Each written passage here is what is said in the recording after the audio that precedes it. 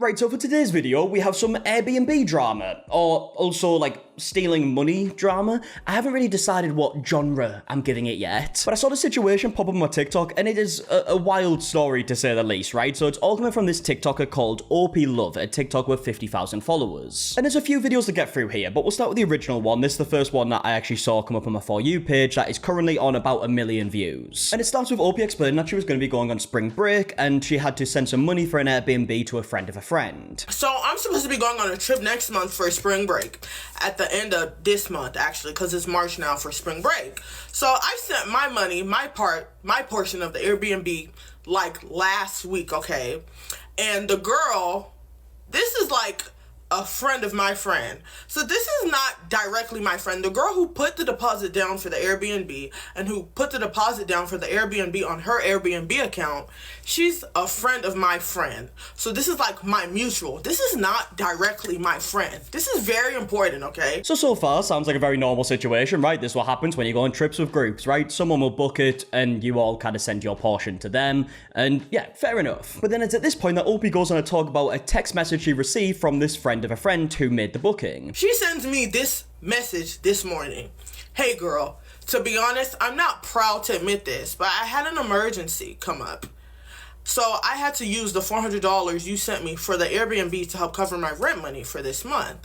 Do you think you could send another payment of $400? Okay, right, before we even finish the message, this is a bit of an insane thing to ask, isn't it? Now, I will say, when I first saw this video, I was thinking, because, you know, I've came across so many videos recently where someone's telling, like, a bit of an insane story, and then it'll have, like, hashtag satire in the description. That is, like, something people are doing on TikTok, right? They're doing these satire stories. There is nothing in the description or anything like that suggesting that this is, like, a satire or Reddit story, right? But with that being said, right, we don't have too much to go off. This is OP's story that she is explaining. So what she is saying here is that someone sent her a text message, the person that booked the Airbnb and was sent all the money, and they have said that they've spent OP's portion of the money for the rent and is asking OP to send more money. I mean, it's one thing to use that money for your rent, knowing that you're going to be getting like maybe paid in a few days, so you can just kind of like put your own money towards it again, towards the Airbnb, but to then go and ask like, oh yeah, can you like double that amount please? That is a bit insane. And in fact, if we read the message further, it goes on to say, because if not, we'll most likely lose the Airbnb, and I don't know if we'll be able to find another one. I promise I will pay you back the full $800 later, most likely after the trip, to be honest. So basically what we're hearing here is, can you double the amount that you would send me? Otherwise, we're all not going to be able to go on this holiday. Or vacation, for my American viewers. We say holiday for any time you go away. It's not just like for Christmas, you know? And I mean, reading this message in this situation, this is kind of like the worst way to go about it, right? Because it'd be one thing if this person was like maybe struggling to pay rent and was like, right, can you help me out? Like, is there any chance you could maybe send me money? Obviously, sending that to OP would be strange because as we're hearing here, they're not even like that close. It's more of a friend of a friend. But to maybe ask the question before using someone else's money, probably a much better way to go about it, isn't it? And also, as we get to the comments later, a lot of people asking the question, like, why did she decide that it was your money? If like a group of 5, I believe, are going on this trip, why is it your $400? But either way, OP goes on to give her thoughts on this situation and says it is disrespectful. So as soon as I read this message, I call her. Am I the only one who thinks that it's genuinely disrespectful for me to send you money for one thing and you make an executive decision by yourself to spend my money for your rent money without asking me, without letting me know? And now you're coming to me after the fact and asking me to send you another $400, right? Coming out of my pocket, $800. So we can still go on the trip. Yeah, I can promise you, OP, you are definitely not the only person who thinks that is disrespectful. I would like to think that the vast majority of people would think that. And in fact, OP goes on to say that she doesn't even want to go on the trip anymore. I don't want to go anymore. I told her on the phone, I don't want to go anymore. And I need my $400 back because I won't be going anymore. Am I tripping? And we're on the phone and she tells me that she's asked around and she's asked the other girls if they could come out and send another payment of $400 too, if they could cover the $400 that's missing that she used for the rent money and nobody else was able to help out and cover the $400, so we're gonna lose the Airbnb. Yeah, I mean, this part of the story is interesting because when we get to the second part of the video and we hear other people's points of views, it changes quite a lot, right? So bear this in mind, we're being told here that this person on the phone said, look, I've already asked other people and no one is able to help. Now, OP ends this video by again asking, like, people watching, like, do you think this is disrespectful? Which, I mean, yeah, of course, hopefully the vast majority of people would think it's disrespectful. We sent you money to pay for the Airbnb, and you used our money to pay for something else. And now we don't have an Airbnb for the spring break trip. I don't want to go on the spring break trip no more. Am I the only one who feels like this is just highly disrespectful? And am I the only one who feels like I'm not entitled, or like I don't have to pay for, I don't have to send the $400 again? Yeah, I mean, of course she doesn't, right? But if the situation has played out the way that we're kind of seeing it from OP's point of view, because that is important to mention, right? We don't have like a response video from the person who sent the text message. But if it has played out like this, it feels like this person has put OP in a position where if she doesn't pay the extra money, no one's going on this trip. Now, looking at the comment section of this video, it seems like people are very confused, right? There's comments like this one saying she decided that out of everyone who sent money, it was your $400. She could have messaged every girl saying she used $100 off their contribution. Then another comment saying, I'm confused, where's her $400? She's not embarrassed enough to even ask a mutual friend. The most liked comment I can see here has 12,500 likes that says, if she can't afford rent, then she can't afford to go on the trip to pay you back. Oh, actually, there's a comment here with 15,000 likes that says, why would you trust her with another $400 after she misused your first $400, which is a very good point. And then another comment here, which was kind of my initial reaction to this, and it says, it's saying after the trip, to be honest, for me. Yeah, I thought that was like such like a blunt way of like ending the message. Not saying I'm going to try and get it back to you as soon as possible. I'm going to try and do everything I can to get it back to you as soon as possible. Just, yeah, probably after the trip, to be honest. Like, what does that mean? Like, what's the timeline here? Because as soon as they're back from the trip, the rest of eternity is after the trip, right? You've got to give me something here. Like, is it going to be like a week, weeks? Like, what's happening? Now, in the second video that OP uploaded about this situation, she goes on to say, like, she wants to explain how she got her money back in the end and actually shows the Airbnb. So I'm going to make a part 2 to tell y'all how I ended up getting my money back, because so many people have so many different questions. So this is the specific Airbnb. Okay, right, straight away, I mean, first of all, this Airbnb looks beautiful, doesn't it? Also, we're seeing here the price is $2,225, but that's for 9 guests this Airbnb can have, but I believe there's 5 of them going. That does say total before taxes, but then obviously a deposit has been paid as well. Yeah, I'm not really sure about the whole, like, money splitting situation, right? There might be people who are paying more than others, who knows? But Opie does go on to explain like why she had to send the money to this person in particular, because people were asking like why would you send the money to a friend of a friend, the answer is simply just because they were the one who booked it. So the girl who ended up putting the deposit down, she had the money at the time to put the deposit down.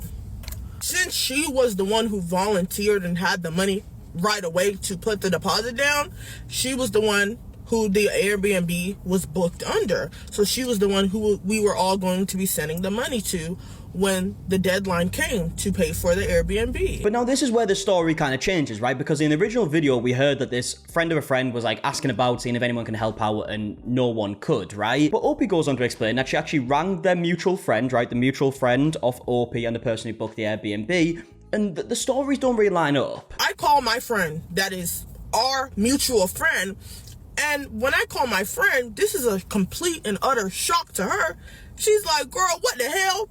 When she called me and the other girls who are going on a trip, she told us that there is a missing payment of $400. She did not tell us why there was a missing payment of $400 or gave us any context as to why we were $400 short. See, this part of the story confuses me, right? Because surely that would be like a really easy thing to figure out, right? If someone in a 5-person group is saying we're $400 short, surely you just ask around the group and be like, who hasn't paid and who's paid what? And also, of course, after sending that message saying like, I spent you $400, any chance you can send another $400? Of course, that is going to be said to the other people in the group. So I don't really understand what the thought process was. But Opie then does go on to explain as to how she got the money back, and it was actually from the mutual friend. As soon as my friend heard that her friend had spent my money contribution to the Airbnb on her rent, my friend Zelled me that $400 immediately.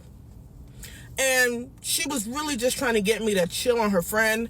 She was saying the girl has a child and we're all 22 and she doesn't know how it's like to travel, and she's always had to miss out because she had her baby young and she's going through a lot being a single mom. And so she sent me that $400. My friend sent me that $400 out of her own pocket and was basically just like, hey, please show my friend, like, excuse her behavior.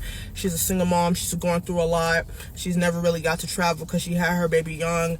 The baby daddy don't help, blah, blah, blah. Yeah, I mean, look, from what we're hearing in this story, this mutual friend is clearly a good friend, right? Straight away giving the money back. Also, clearly she's trying to give the benefit of doubt of her friend, the person who made the booking. But clearly, looking at the comments of this video, the vast majority of people are not willing to give the benefit of the doubt, right? We've got comments like this one saying, none of that is an excuse, but she's real for sending you the money. Another comment here saying, your friend is nice, but hopefully the girl doesn't use her because she knows she's nice. There is also people leaving comments questioning the story, like there's this comment here saying, well, $400 times 5 is only $2,000, so money was definitely not adding up. To which OP actually replied to this saying, when you put a deposit down on Airbnb, it's not an evenly divided amount. It's usually a certain percentage. So $400 each was going to the remaining balance after the deposit and the $25 after taxes. We also have another comment here that OP replied to that says, why out of everybody is it your money that she used? Everyone sent money, so she stole everyone's money. Either way, you made the right decision. To which OP replied saying, to be honest, I believe that she used multiple people's money, but since the other girls are closer to her, she let me know first because she knew I would have the biggest problem with it. And I mean, I don't know if I'm being stupid, but I just don't understand what that thought process again would be. Like, she told OP first because she would have the biggest problem with it. Like, how would that help her situation? Surely, if anything, she would tell someone she's close to, and hopefully there would be more understanding. I don't know, maybe I'm just being dumb. But either way, OP has uploaded another video about this situation, and again, she says that she believes that this friend of a friend used more people's money. And then, guys, clock this. There's no way you use that money for rent and you only use $400. I bet my life that you use, there's no way my $400 was the only money that was touched. Because if we all sent you, it's 5 girls, okay? 400 times 4, that's $1,600. If we send you $1,600 for this Airbnb, there's no way that you spent $400 out of that $1,600. Then you just decided that that's my $400. You know what I'm trying to say? Yeah, I mean, based from everything that we're hearing from the story, it definitely is plausible that more money was used, right? And maybe this person thought, like, okay, right, I'm going to use this money towards my rent. Like I said, maybe getting paid, like, a few days later. Then I'll just put the money back, and then it's all fine. And then maybe after that realize, oh, actually, shit, I'm still $400 short. And maybe that's how it ended up in this situation. Who knows? But yeah, I think it goes without saying, right? From everything we're hearing about this story, that money shouldn't have been used, right? Because it wasn't hers, and now you can end up in a situation like this one. Again, OP goes on to explain, like how we read that comment earlier, that she believes she was told about this because she would have the biggest problem with it. But because me and her are the least close out of all of the girls in the group, she wanted to let me know first that the funds collectively were allocated elsewhere because she knew that I would be most likely to have an issue with it and I would pop first. You know what I'm saying? And then OP ends the video by responding to some comments from people saying that she should still go on the trip. A lot of people were saying I should still go, make memories, live my life. Oh, don't worry about it. I'll be on the trip, just not that one. I have many others. Many others. Hello? Thank you. And then looking at the comments on this video, there's people saying stuff like, you make a mad sense, how she decided it was your $400. Another one here saying she definitely meant to spend your money from the beginning, that's why she volunteered to pay the deposit. Again, we got some people questioning the story here, like this comment here saying, the story is shaky when there's no taxes and fees. $2,200 is not final amount. How were there 5 girls only paying $400 each? To which someone's actually replied to this saying she probably made a fake price and planned to use that money on the rent to begin with. Of course, talking about the friend of a friend here. I don't know, I'm a bit confused about the prices as well. If someone could explain, please do. And then finally, there's comments like this one saying she definitely should have never done it, but she absolutely should have tried to replace it herself instead of asking you, because paying it twice is insanity. And yeah, that is all the information we have at this point. This story just blew up on TikTok over the past day or so. I would love to know your thoughts in the comment section down below on everything that we spoke about. And yeah, I'm gonna leave it there. So if you did enjoy the video, please leave a like down below, subscribe if you are new, and until the next one, I'll see you guys in a bit. All right, goodbye.